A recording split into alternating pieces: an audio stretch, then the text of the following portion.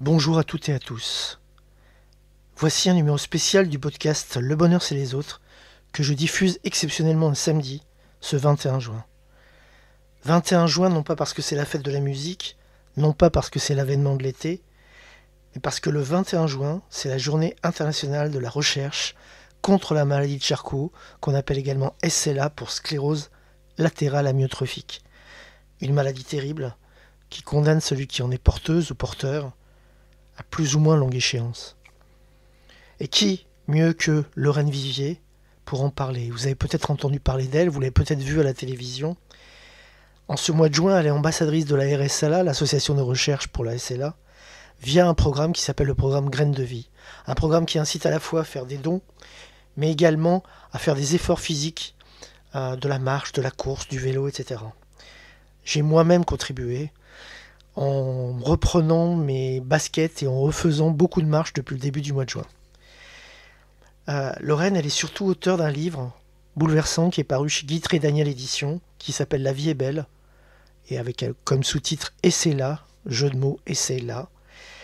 Et elle est également l'héroïne d'un documentaire qui va prochainement passer sur la chaîne parlementaire et que je vous incite fortement à voir.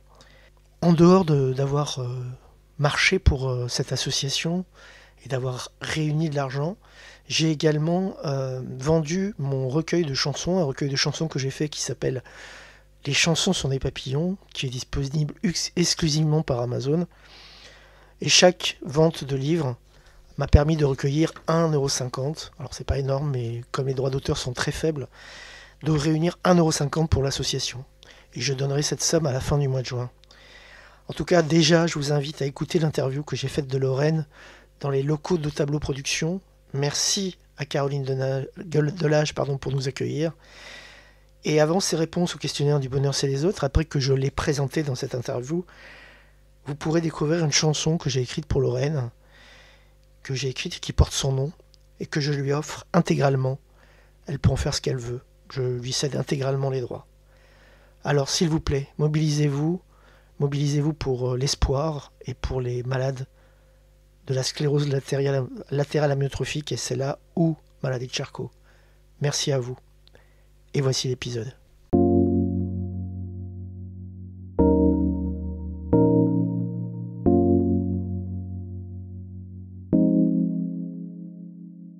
On se retrouve pour un numéro spécial du Bonheur c'est les autres, avec une invitée qui me tient énormément à cœur, avec qui j'ai ressenti quelque chose de particulier, qui est Lorraine Vivier. Bonjour Lorraine. Bonjour Gérard. Lorraine, on vous a vu dans plusieurs événements médiatiques récents. On vous a vu d'abord chez Léa Salamé, dans d'autres médias. On vous a vu chez Babette Lemoine au moment du Festival de Cannes. Une magnifique surprise pour vous que vous avez notamment concocté votre sœur et Caroline Delage. Oui, c'est ça. Toutes les deux, elles m'ont fait une très très jolie surprise. Et pour tout le monde, parce que ça a été vraiment un moment d'émotion quand vous avez monté les escaliers et vous avez fait un remake de La Comtesse aux pieds nus en plus de... Oui, j'avais pas le choix parce que je sais plus marcher avec des escarpins malheureusement. Déjà que pieds nus c'est compliqué de marcher pour moi, donc voilà, c'était mieux pour moi que je les enlève et que... Bon, j'avais une robe longue donc ça se voit pas, ça se voyait à peine. Mais une très belle robe. Merci, oui, elle est magnifique, effectivement. Elle a été faite sur mesure et sublime. Franchement, je garde un excellent souvenir de ce moment-là. Alors, on va dire à nos auditeurs qui vous êtes, parce que tout le monde ne connaît pas votre histoire et tout le monde ne sait pas que vous avez fait paraître un livre dont je donne tout de suite le titre qui s'appelle La vie est belle, virgule, avec un sous-titre qui est remarquable, un jeu de mots, essaye là, et c'est là, puisque vous êtes effectivement atteint de la maladie de Charcot, qu'on dit également sclérose latérale amyotrophique, ou SLA, et vous êtes aujourd'hui, on peut dire, une ambassadrice de la recherche plutôt contre la SLA, et vous faites feu de tout bois, et c'est magnifique, et voilà, rien que pour ça, bravo, quoi. C'est gentil, merci. Et donc cet épisode est spécial parce qu'on va dire dès le début qu'on souhaite que tous nos auditeurs soutiennent cette action, comme moi personnellement je la soutiens, et donc voilà, je vous incite à lire le livre La vie est belle et c'est là, mais aussi probablement bientôt sur la chaîne parlementaire, à voir le documentaire qui vous a été consacré par Myriam Sera et produit par Au Tableau Productions de Caroline Delage, qu'on a eu il n'y a pas longtemps dans le podcast. Oui, je suis très, très fière de ce documentaire. Qu'est-ce que vous en pensez? Vous l'avez lu? Magnifique, un moment d'émotion où on vous voit avec votre sœur, particulièrement les moments intenses de complicité avec votre sœur. Et c'est ça, entre autres, qui m'a fait penser à vous inviter dans ce podcast, puisque, effectivement, nous, on parle du bonheur. Alors, ça peut paraître incongru, on va y venir, mais ça peut paraître incongru dans votre situation, mais pas du tout, parce que vous n'extrapolez pas, mais vous allez au-delà de la maladie, et vous le faites avec des gens autour de vous qui vous aiment et qui vous soutiennent.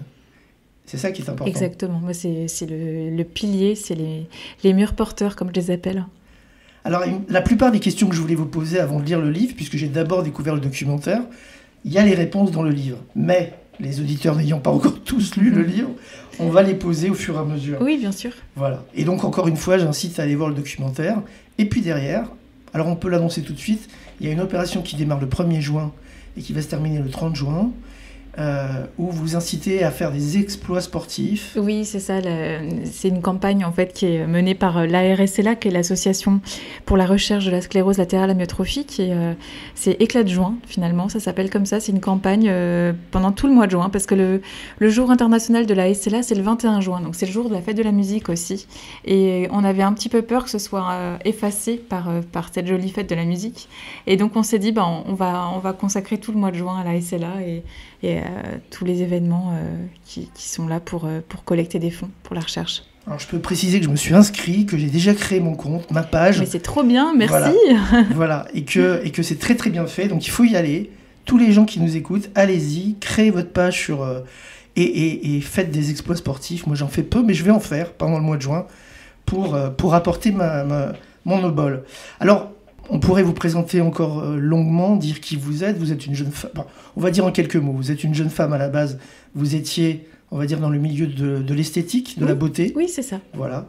Donc vous avez été également à un moment donné ambassadrice d'une grande marque de maquillage, de parfum, de mode, de luxe, qui est Yves Saint Laurent. Oui, c'est ça. Et il y a 2 ans, à la suite d'un truc assez banal, vous avez l'impression que vous avez moins de force dans une de vos mains. Vous ne comprenez pas trop ce qui se passe, vous pensez à une vague tendinite et vous voulez d'ailleurs vous laisser passer un certain temps avant de consulter. Et puis, les symptômes perdurent et vous allez consulter et vous allez à un moment donné faire des examens qui vont malheureusement vous donner le diagnostic de la SLA. C'est ça, exactement. Voilà. Et donc, au lieu de vous abattre, parce que ça aurait pu... vous le dites dans le livre, vous n'aviez que 2 choix. Soit vous vous laissiez abattre et puis voilà, la vie était malheureusement foutue, soit vous vous battiez et vous vous battez pour les autres, mais aussi pour vous-même. Parce que vous avez de l'espoir, vous gardez l'espoir qu'on va trouver un traitement. Bien sûr. Et j'ai dit à Caroline, il n'y a pas plus tard qu'une semaine, excusez-moi, là, je suis tellement ému que c'est moi qui prends la parole un peu trop, mais je vais vous laisser parler. Non, je vous en prie. J'ai dit il y a une semaine que j'ai vu avec un délice que sur LinkedIn, quelqu'un parlait de premiers essais thérapeutiques, de vrais essais thérapeutiques sur des molécules qui sont administrées à des patients qui n'ont pas la SLA, mais pour tester éventuellement ce que ça pourrait donner dans le cadre de la SLA. Oui, c'est ça. Voilà.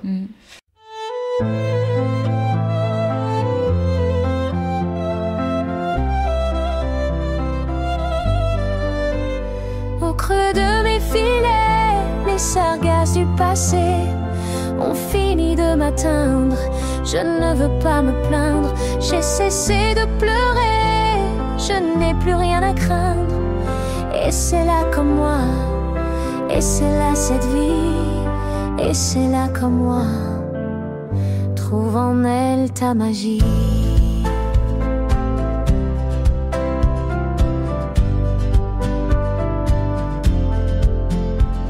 Une eau douce et parfumée a emporté mon corps, une fragrance que j'adore comme un extrait d'été.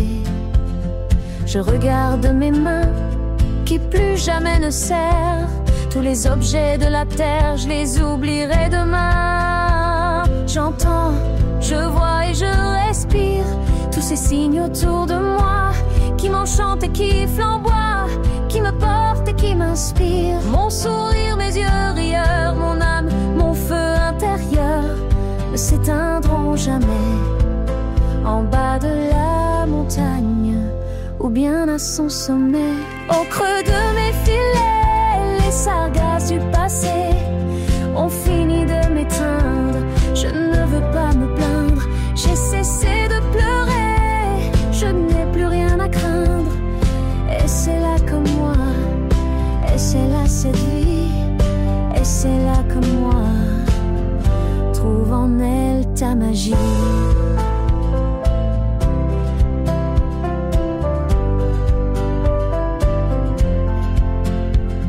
On peut vivre d'espoir, et l'espoir fait vivre un rêve, pas un cauchemar dont le jour me délivre. Charcot ou pas charcot, je tiens sur mes guiboles, j'avance et je suis le symbole du bonheur illico. Refusant Damoclès et son épée rouillée, je ne suis pas en laisse, je vis émerveillé. Mon sourire, mes yeux rieurs, mon âme, mon feu intérieur ne s'éteindront jamais. En bas de la montagne ou bien à son sommet, au creux de mes filets, les sargasses du passé ont fini de m'étreindre. Je ne veux pas me plaindre, j'ai cessé de pleurer, je n'ai plus rien à craindre. Et c'est là comme moi, et c'est là cette vie, et c'est là comme moi, trouve en elle ta magie.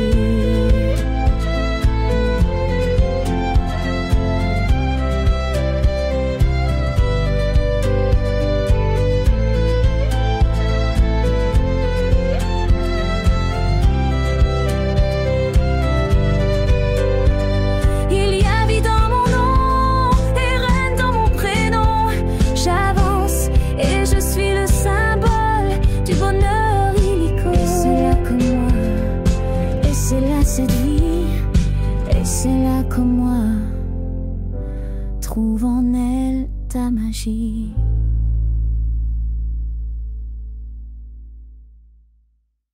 Alors maintenant c'est à vous, je vais vous laisser parler, et puis on va parler à travers le questionnaire du bonheur, c'est les autres. Alors je disais tout à l'heure, parler de bonheur ça peut sembler incongru, mais donc quand on voit votre courage, on voit... Alors vous aimez pas trop qu'on insiste sur votre courage, et vous aimez pas la pitié, ça c'est sûr, c'est quelque chose... vous êtes encore passé il y a quelques jours avec Delahousse et Hélène Vincent, et vous avez dit « je veux tout sauf la pitié ».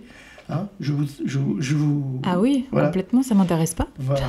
Et donc on peut dire qu'à la fois cette maladie, elle est terrible parce qu'elle vous a frappé jeune, ce qui n'est pas le cas de tous les gens qui ont la SLA. Non, c'est une maladie qui peut frapper à n'importe quel âge. Ouais, c'est ça. Le plus jeune patient à l'hôpital de Lyon où je suis suivie, il a 18 ans. Ah oui. Et la plus âgée, elle a 99 ans. Donc ça touche vraiment tout le monde. Ouais. Hommes, femmes, antécédents familiaux ou non. Moi, ça ne l'est pas le cas, par exemple. J'ai personne dans ma famille. Ouais. Je suis la première sur l'arbre généalogique, par exemple. Et ça peut toucher tout le monde. Et alors, ça vous a permis de vivre des choses incroyables. C'est-à-dire que le pendant, c'est le pendant positif de cette histoire. C'est-à-dire qu'à la base, quand on vous lit, vous étiez déjà quelqu'un d'un peu guerrier, aventurier, pas guerrier, d'aventurier. Vous étiez capable de prendre votre sac à dos et d'aller au bout du monde. Complètement, ouais, voilà. C'est tout à fait moi, ça. Voilà. Et vous avez gardé ce caractère positif. Oui, effectivement, de toute façon, c'est comme vous le disiez tout à l'heure, quand un diagnostic aussi tragique nous touche, on a deux choix, soit on saute d'un pont, soit on enfile un sac à dos et on va aller voir les entreprises, on va aller frapper aux portes pour obtenir de l'aide, pour obtenir des fonds, pour faire avancer les choses. Parce que la recherche ne s'y intéresse pas à cette maladie, parce que l'espérance de vie est trop courte. C'est pas rentable. Moi, je peux pas entendre un truc pareil, c'est pas possible. Donc j'ai envie de secouer la France, l'Europe, la planète, j'en sais rien, mais j'ai envie qu'on s'y mette tous. On a bien créé, soi-disant, un vaccin Covid en 3 mois. Pourquoi on ne serait pas capable ? C'est une histoire d'argent, tout ça. C'est clair. Mon neurologue, je l'ai vu il y a 3 jours. On a fait un événement sur Annecy, il était là, et il me disait, dans les coulisses, il me disait, de toute façon, on a la possibilité de trouver un traitement. Il nous faut de l'argent, c'est tout. Il faut un peu de temps et beaucoup d'argent. Ouais, c'est ça. Et vous avez donc un caractère autonome dont on parle, dont on voit dans le livre. Mais aujourd'hui, pour des raisons purement pratiques, vous êtes obligé de vous appuyer sur les autres. Donc c'était pour ça que vous étiez aussi une invitée idéale, si on peut dire, pour Le Bonheur, c'est les autres. et vous vous appuyez aussi sur des petites choses de l'existence qui paraissent banales quand on est atteint d'aucune maladie.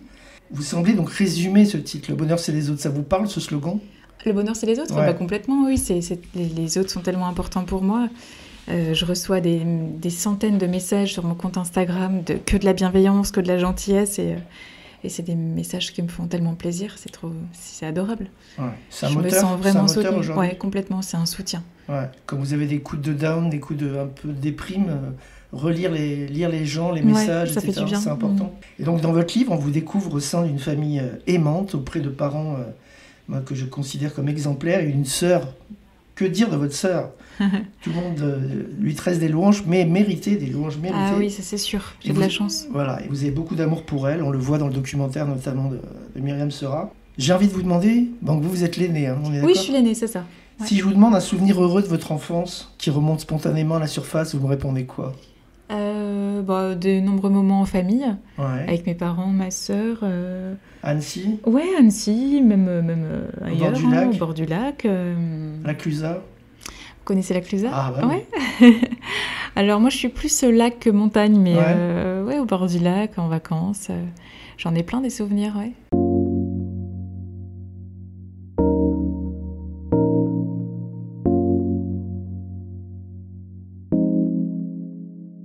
Et alors, il y a une question que je pose systématiquement, et je vais vous la demander aussi, puisque je ne sais pas si vous pouvez lire, si vous allez souvent, aujourd'hui, je parle au cinéma, etc. Mais si je vous demande un livre qui vous a marqué de façon indélébile, ou un film, ou peut-être une chanson, ou un auteur, vous me répondez quoi ? Ce que je vous ai écrit dans mon livre. Je sais, Indochine. Ah oui, bravo. Vous êtes une fan d'Indochine, Ah oui, absolue. je suis une fan incroyable d'Indochine, ouais. Ouais. Ah ouais, je suis prête à tout pour aller les voir en concert, mais vraiment prête à tout. Ils le savent aujourd'hui ? J'aimerais bien le rencontrer, Nicolas. J'adorerais. Il faudrait. Vous avez des entrées ? Je pense qu'avec Caroline, votre productrice, ça doit être faisable. Ouais. C'est un rêve qui doit pouvoir se faire. Je pense, oui. Surtout qu'il aime bien faire des choses avec les femmes, il est etc. très engagé en plus. Ah ouais, j'adorais. Je l'ai vu de très près. Pour vous dire une anecdote, je suis allée le voir en concert, j'étais toute seule parce que je suis allée au Stade de France et moi je suis la seule de mes amies, alors mes amies aiment Indochine, mais de là à les aimer comme moi et à y aller à 9h du matin pour 9h le soir, il n'y a que moi. Donc ils m'ont dit je te laisse aller, vas-y sans nous. Et donc j'y suis allée et j'étais là-bas à 9h du matin, j'ai attendu toute la journée, mais je suis allée j'étais devant la barrière et j'ai eu la chance que Nicolas Sirkis m'embrasse la main. Wow. Voilà, j'ai ce souvenir, j'avais filmé de l'autre main et je l'ai encore cette vidéo et je m'en rappellerai toute ma vie et j'étais la plus heureuse quoi. Voilà, et j'ai vécu un super concert. Oui, parce qu'aller au Stade de France et arriver à 18h et être tout derrière, ça m'intéresse pas. Ouais. De regarder le concert sur un écran, ça ne m'intéresse pas. Donc tant pis, je vis les choses à fond comme d'hab et j'y vais très tôt. Mais il y avait encore plus fou que moi, il y a des gens qui avaient campé depuis 3 jours. Donc moi, ça allait encore, 9h du mat. Ouais. Mais en tout cas, oui, c'est un groupe qui m'apporte beaucoup. Depuis mes 11 ans, je suis complètement fan de cette musique. Ouais.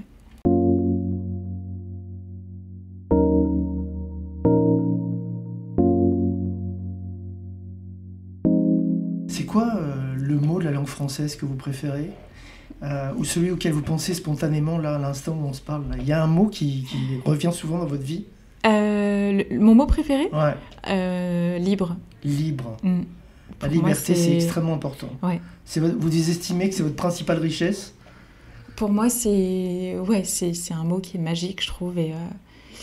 Et c'est aussi une petite anecdote. Comme j'étais ambassadrice de chez Yves Saint Laurent, j'avais fait le lancement du parfum Libre il y a quelques années.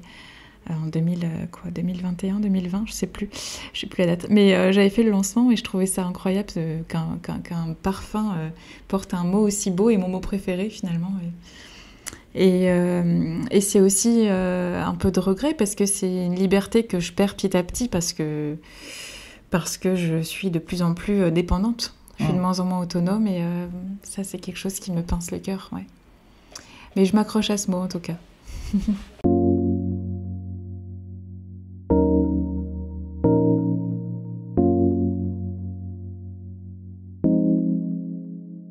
Alors généralement, à ce stade de l'interview, je demande aux gens de quoi ils ne peuvent pas se priver dans l'existence. Or, vous vous êtes privé de beaucoup de choses depuis, malheureusement, le début de cette maladie. Volontairement ou involontairement. Volontairement parce que vous avez compris que certaines choses n'étaient plus possibles. Et involontairement parce que vous ne maîtrisez pas, malheureusement, les symptômes qui vous frappent. Ouais. Vous essayez de les contrecarrer, ou de les ralentir, on va dire. Mais c'est compliqué. Donc, est-ce qu'il y a quelque chose qui vous manque vraiment aujourd'hui ? Vous vous dites, j'avais ça avant, je ne l'ai plus. C'est cette possibilité, peut-être, vous parlez de liberté, c'est cette possibilité de prendre son sac à dos et d'aller au bout du monde. C'est ça, de retrouver le côté imprévu, spontané. Maintenant, tout doit être un petit peu organisé à l'avance, on va dire. La dextérité de mes 2 mains me manque, mais la force dans mes 2 bras me manque. M'attacher les cheveux, me sécher les cheveux, me maquiller toute seule. Ça devient compliqué, je le fais, mais c'est plus compliqué et c'est moins joli qu'avant. M'habiller toute seule, enfin voilà, me servir de mes 2 bras. Ouais. Ça vous manque. Oui, parce que vous étiez vraiment une amoureuse de votre métier et vous êtes allée partout dans le monde pour l'exercer en fait. C'est ça, en fait il suffit d'avoir ses 2 mains, quand on a un métier artisan comme ça, on exerce de partout et c'est trop bien parce que j'ai pu aller dans des spas incroyables dans le monde et j'ai vécu des histoires trop chouettes, des belles... J'adore mon CV. J'adore mon expérience professionnelle. Si c'était à refaire, je leur ferais la même chose.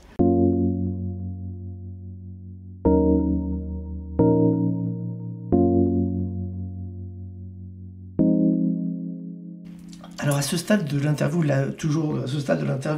je pose une question et tout le monde ne me répond pas vraiment par rapport à ça. C'est une question sur le rapport à la croyance, à la spiritualité et à l'au-delà. Et vous, il suffit de lire le livre, ça court tout au long de votre livre. Et ça a commencé bien avant le diagnostic de votre maladie. Vous étiez déjà une fan par exemple, de tout ce qui est horoscope. On le voit, puisque la construction du livre, elle tourne autour de l'horoscope. Alors pas l'horoscope, l'astrologie. L'astrologie, pardon. Oui, l'horoscope, c'est... Autant pour moi. Oui. Non, ça n'a rien à voir, l'horoscope. Françoise Hardy m'aurait tapé sur la tête. Oui, je pense.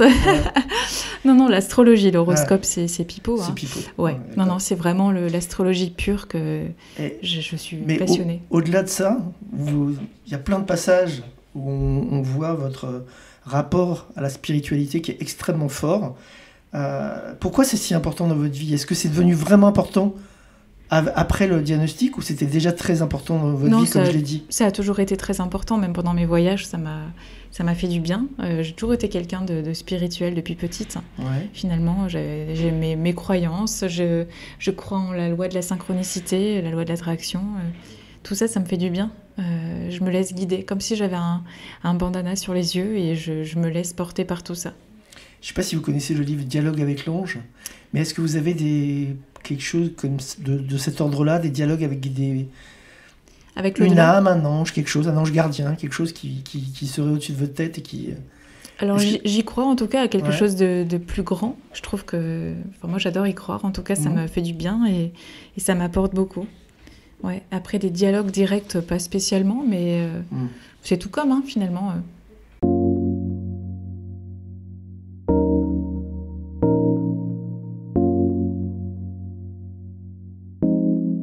Alors, est-ce que vous doutez souvent dans l'existence ? Et est-ce que c'est une tendance qui s'est renforcée depuis le 9 novembre 2022, cette fameuse date, cette terrible date où vous avez appris votre maladie ? Est-ce que vous avez Moi j'ai l'impression que non, j'ai l'impression que vous êtes une fonceuse, mais peut-être que vous allez me dire le contraire. Est-ce que vous avez des grandes phases de doute ou pas du tout ? À propos de quoi ? À propos de n'importe quoi, à propos de votre existence, à propos de l'avenir, Est-ce que vous doutez, d'ailleurs, est-ce que vous doutez de vous ou est-ce que vous doutez des autres ? Quand quelqu'un vient vers vous, est-ce que vous avez spontanément un doute sur lui ou au contraire, vous accueillez tout le monde de la même manière ? Non, j'accueille, je pense. Après, oui, je suis quelqu'un qui me pose beaucoup de questions. Mais c'est bien de se poser des questions, de toute façon. Je me questionne sur moi, sur la vie, sur les autres aussi. J'aime bien... je m'intéresse beaucoup aux autres et ouais, j'aime bien... je m'interroge, en tout cas. Ouais. J'ai plein de questions qui me traversent. Et après, sur l'avenir, je vis un peu au jour le jour. De toute façon, ça sert à rien de s'embrouiller la tête avec des doutes, des choses comme ça. Non, ça sert à rien pour moi, je trouve que... C'est du temps perdu. Puis il se passe tellement de choses, de toute façon, c'est C'est comme les personnes qui... Alors moi, chapeau pour ces personnes-là qui arrivent à organiser leurs vacances au mois de janvier pour le mois d'août. Moi, je ne sais pas ce que je fais le lendemain. Et je trouve que ça m'est déjà arrivé de m'organiser un peu à l'avance parce que je n'avais pas le choix. Et dans tous les cas, ça ne se passe jamais comme on l'a prévu. Et donc, c'est pour ça que je préfère l'impro. Et au moins, Moi, c'est mes plus beaux voyages, l'improvisation. Vous savez, quand vous promenez l'avion, on vous dit, vous dormez où ? Je sais pas, j'ai encore rien réservé, je sais pas, j'arriverai à l'aéroport et je réserverai une fois sur place. Moi, ça me fait vibrer en tout cas, c'est grisant. Et en vous voyant dans toutes vos dans vos derniers passages médiatiques, j'ai rêvé que Frédéric Lopez vous invite à Voyage en terre inconnue. Ah, moi aussi, je rêve. Voilà. C'est plus lui qui fait les voyages, mais... J'ai eu l'occasion de le rencontrer chez Léa Salamé, du coup, il était invité en même temps que moi. C'est vrai. Ah oui, on a échangé très longuement en coulisses. Ce serait peut-être compliqué d'organiser ça, mais en tout cas, ça serait génial. Ah, ce serait génial. Oui. Si Frédéric, tu m'entends, n'hésite pas. On aime beaucoup Frédéric Lopez et tout ce qu'il fait.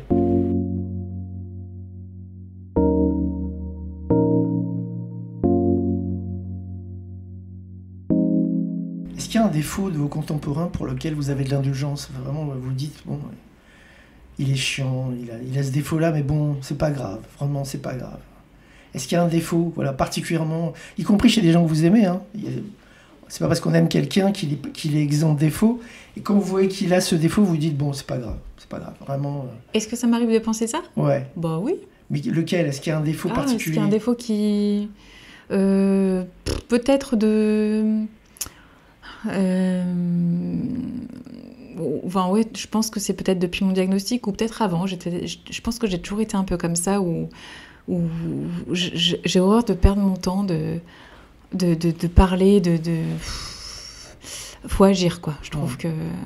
Et j'ai envie que les autres agissent aussi. On n'a pas le temps de pinailler, là. On n'a pas le temps de perdre notre temps. Allez, feu.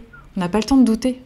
Et du temps, vous étiez esthéticienne et même, je crois que vous faisiez des massages également. Oui, j'étais dans les spas, tout à fait. Et vous étiez souvent dans des endroits un peu luxueux avec des gens qui ont l'habitude d'être servis, etc.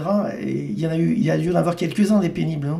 Oui, après, souvent, c'est des gens qui sont quand même contents de venir en soins, etc. Oui, il y a des pénibles, oui, il y en a. Comme partout, de toute façon, mais voilà. Après, il faut les prendre comme ils sont et puis... Souvent, ils se rendent compte qu'ils sont même eux-mêmes pénibles, donc c'est parfait.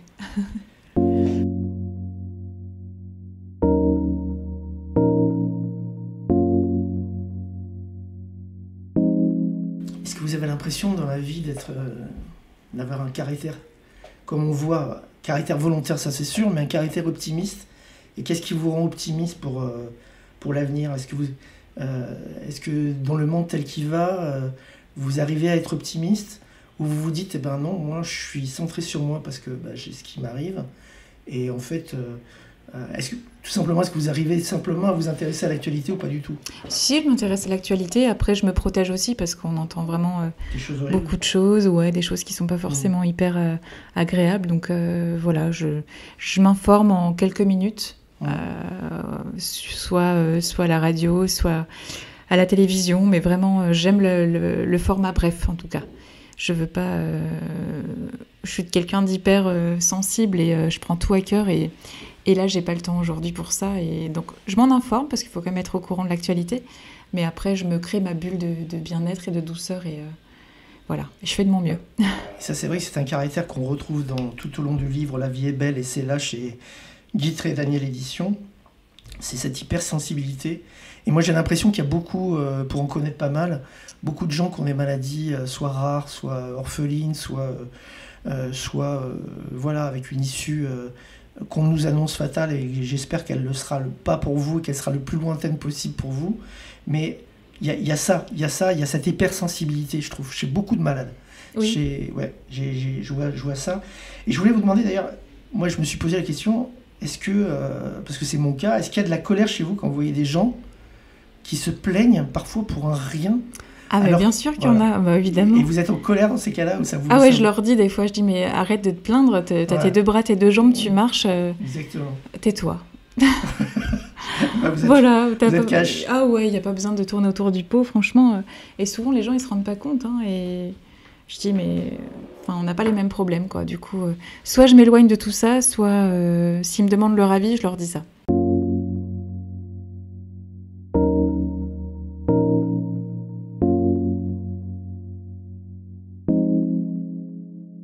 d'habitude, je conclue mes interviews en demandant à mes témoins qu'est-ce qu'on peut leur souhaiter pour les prochaines semaines et les prochains mois.